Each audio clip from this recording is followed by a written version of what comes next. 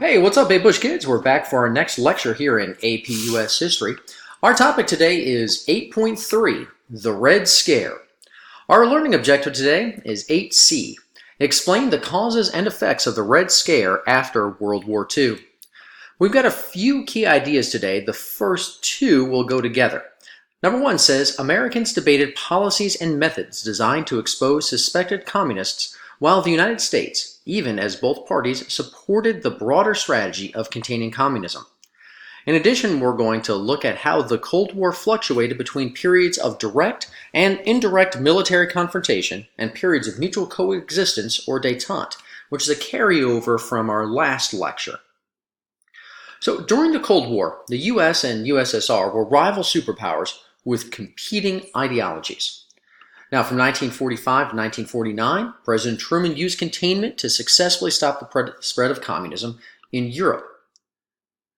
Through things such as the Truman Doctrine and the Marshall Plan, the creation of NATO, the Berlin Airlift, all were helpful at achieving this.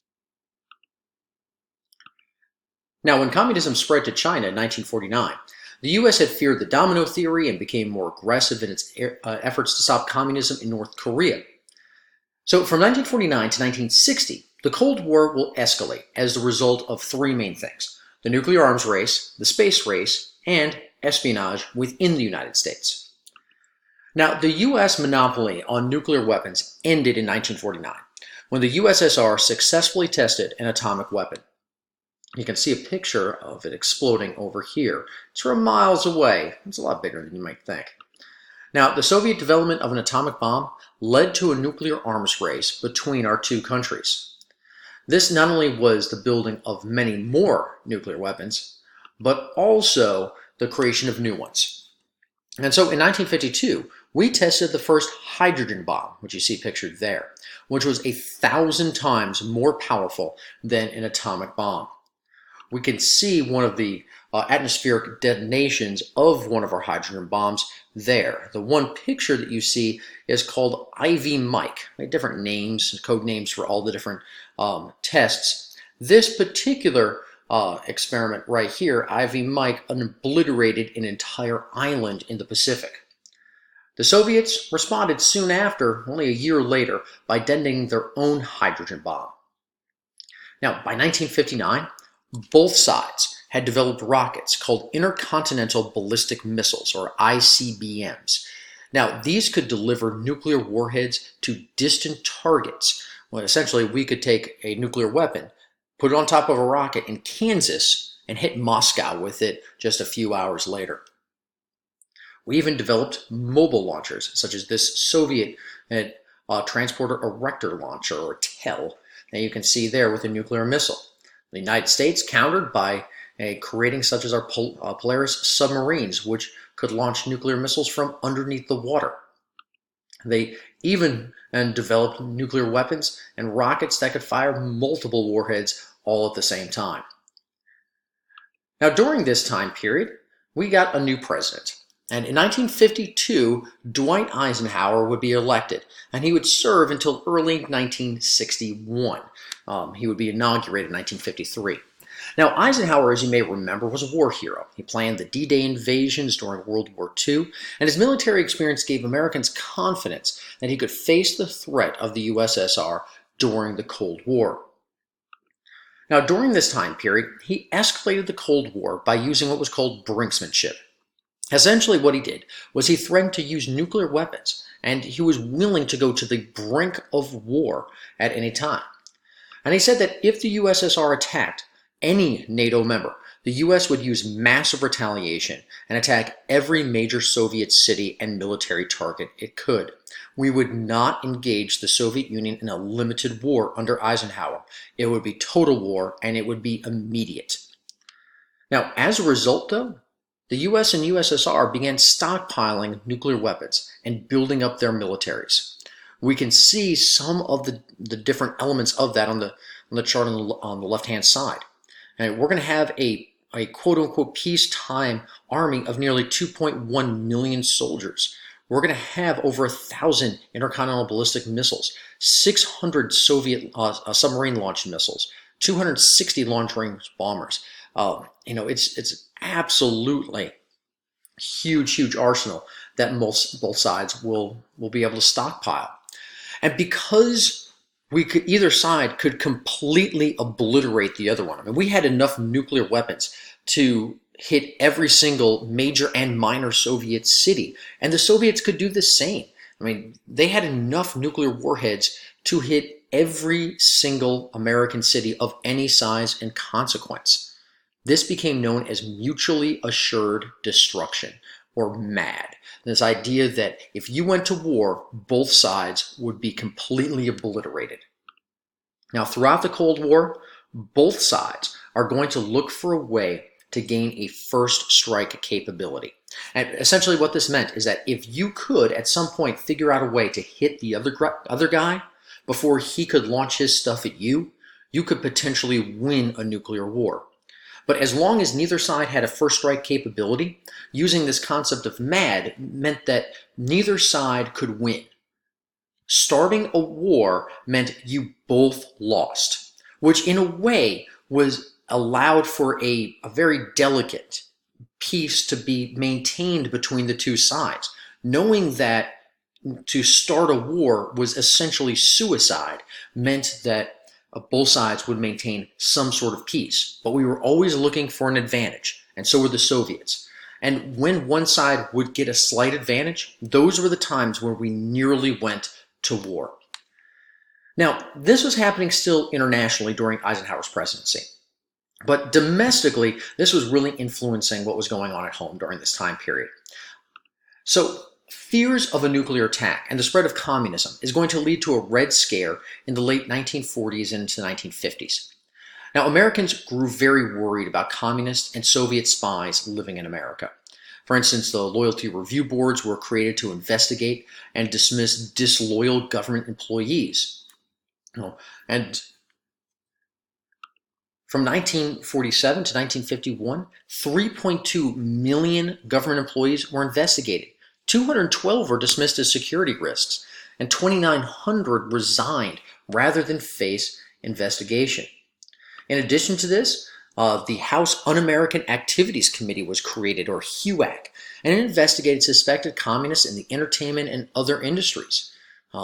Many people came to testify before them, not necessarily accused, but to talk about the dangers of communism. For instance, people that appeared is a very young Ronald Reagan on the far left-hand side, Jackie Robinson, Walt Disney appears, even Ayn Rand appears, all before the HUAC committee to testify about the dangers of communism. In addition to this, the Red Scare is heightened by the discovery of actual spies that are working for the USSR and giving out secrets. For instance, the State Department employee Alger Hiss, pictured there, was convicted of spying for the USSR. In fact, one of the congressmen who makes his young name of figuring out what's happening with Alger Hiss is a guy named Richard Nixon. Will come to prominence because of the Hiss case. In addition to this, Julius and Ethel Rosenberg are going to be executed for passing atomic secrets to the USSR. Though Ethel's involvement is somewhat questionable in the entire thing. But don't worry, we killed her too. In addition to this, during the 1950s, and probably most famously, is the Wisconsin Senator Joseph McCarthy, pictured on the right. Now, he's going to really emerge as the leader of the anti-communist Red Scare. Now, at a speech that he gave, he claimed that he had a list of 212 known communists that were working in the State Department. And as time went on, that list grew, though he never shared it with anybody. Now, he attacked Truman at the time for allowing communists to infiltrate the government, and he used public trials to make unsupported accusations against suspected communists in the State Department and in the U.S. military. Now, McCarthyism didn't result in a single confirmed communist spy in the U.S. government. However, it did heighten fears that we did have spies that were there. In many ways, McCarthyism is very much tied to this idea of this witch hunt in government.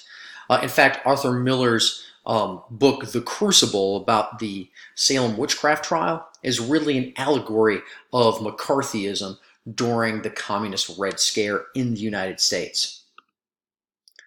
Now, additionally, within the United States, to combat fears of a nuclear attack, the U.S. government responded in a number of ways. National and local governments prepared citizens for a Soviet nuclear attack on the United States. We can see some of the flyers there about what you're supposed to do. Duck down, cover your head. I'm not sure how much that's going to do for 7,000 degrees of heat. In addition to this, citizens started to build what were called fallout shelters. You could buy a fallout shelter kit, like you see right there, and build it in your backyard. Almost kind of looks like a tornado shelter, but for like the apocalypse. And on top of that, schools, we practiced duck and cover drills during school. To heck with tornado and fire drills. Let's practice for the atomic bomb. My dad was alive during this time and can clearly recall some of those duck and cover drills that he had to do. In addition to this, the United States is going to create the Interstate Highway System in 1956. Eisenhower, as the president during this time, realized that the highways were going to be helpful in two ways. Number one, it would help commerce. But most importantly, as a former general, he understood their importance as a way to protect the country if we ever got attacked. He had been inspired by this idea for two reasons. First, when he was younger, he had taken, as a West Point cadet, had taken a trip to California, a road trip with a couple of his friends. The trip had taken 30 days by car, traveling over a lot of gravel roads in the American West. And the second thing that inspired him was his invasion during World War II of Germany and his discovery of the German Autobahn.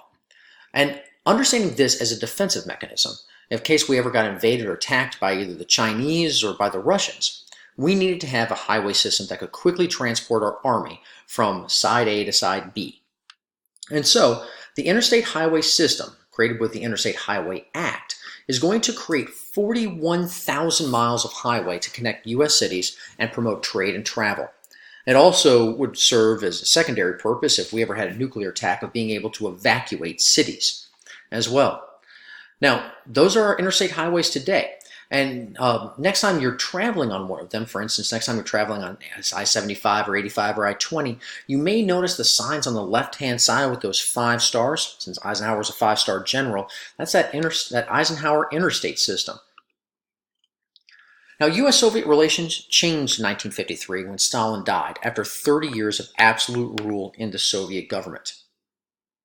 Now, the new person to take over was a guy named Nikita Khrushchev. And he began to aggressively challenge the U.S. influence in the world.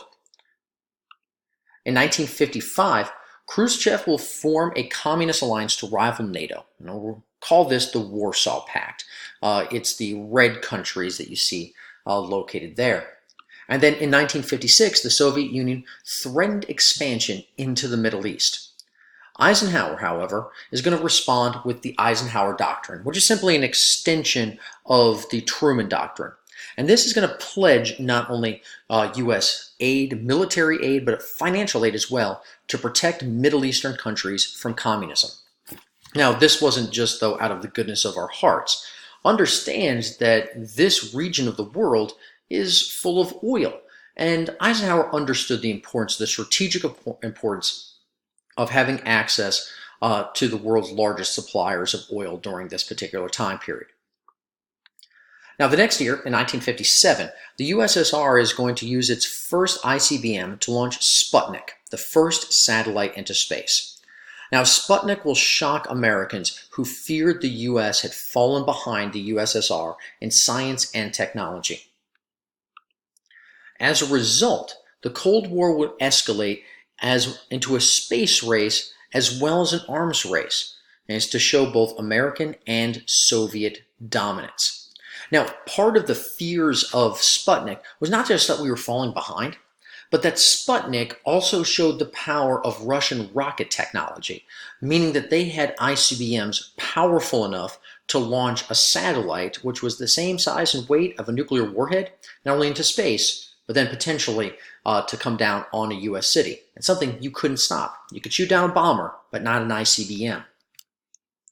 Now, the U.S. government's going to react to the Sputnik by passing what's called the National Defense Education Act, or NDEA. Now, this promotes math, science, and technology education to fund university research. In addition to this, the U.S. is going to create the National Aeronautics and Space Administration, NASA, to help catch up with the USSR. Now, we'll eventually begin the Mercury program shortly thereafter to try and launch our own men, material, and eventually ICBMs into space. Leading us to key idea number 3. Americans debated the merits of a large nuclear arsenal and the military-industrial complex. Now, by 1960, Eisenhower's presidency was coming to an end, and the Cold War was as tense as ever. Eisenhower had effectively limited communist expansion during his 8 years as president. But the buildup of nuclear weapons, the creation of NASA, all of this stuff, the use of brinkmanship had opened up the possibility for nuclear annihilation. We seemed to be losing the technology race against the USSR, and we were bleeding money at this time.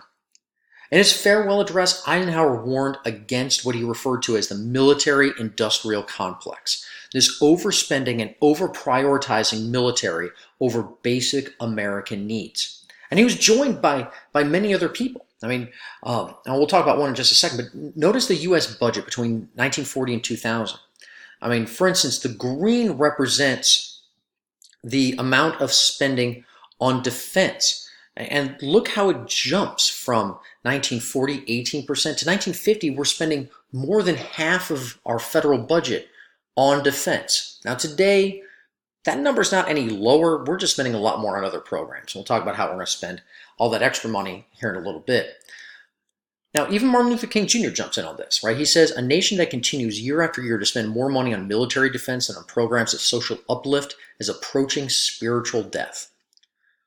So in conclusion here, from 1945 to 1960, the United States experienced successes and failures in the Cold War with the USSR.